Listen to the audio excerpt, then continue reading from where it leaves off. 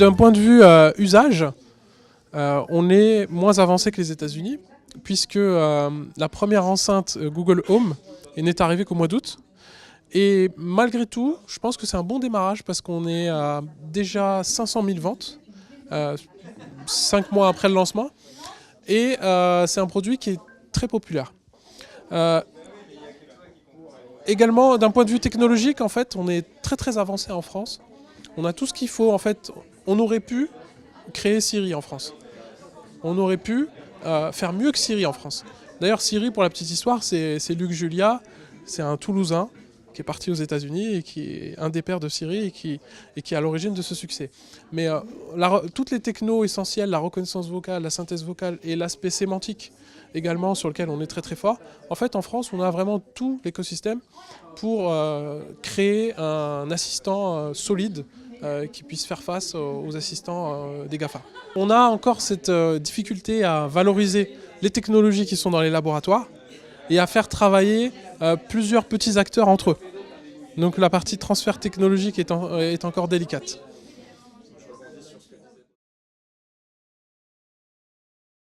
Les assistants, on va en avoir 3 ou 4.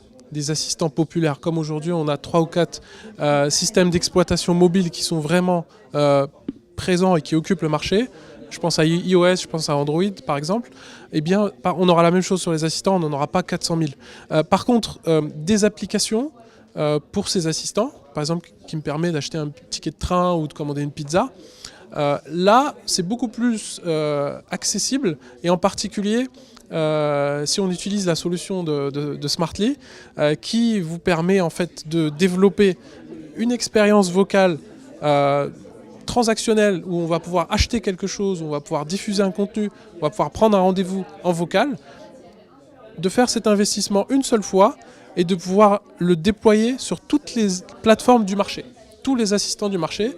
Et ça, c'est une des spécificités de la solution qu'on propose chez Smartly.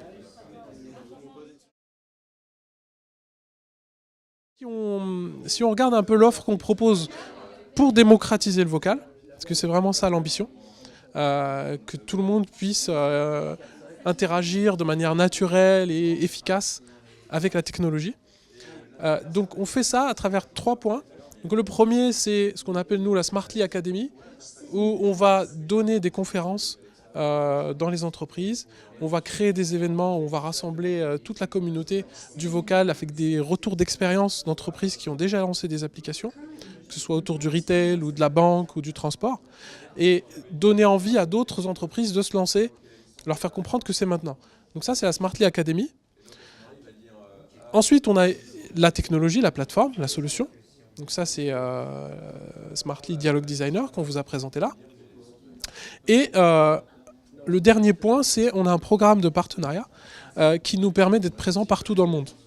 Aujourd'hui, on a des partenaires aux US, on a des partenaires en Grande-Bretagne, on a des partenaires en Allemagne qui nous utilisent pour leurs propres clients. Donc une fois qu'on a ce réseau qui se met en place, du coup on peut accompagner virtuellement n'importe quelle entreprise dans le monde, lui permettre d'aller vite avec un partenaire qui est local, qui est présent et qui va pouvoir un petit peu la prendre par la main.